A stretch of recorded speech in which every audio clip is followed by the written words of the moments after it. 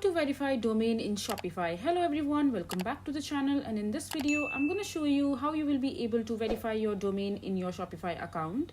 So for that, just open your Shopify, and after that just go to the settings from the bottom left, and here from the left hand side menu under the My Store, just go to Domains, and there you will be able to see all the domains that you have purchased in your Shopify. Or you can also go ahead and buy new domain, and you can also connect your existing domain in the Shopify. And once you'll see the domain that you want to verify, I don't have any domain as of now in my account, that's why you can't see any of them.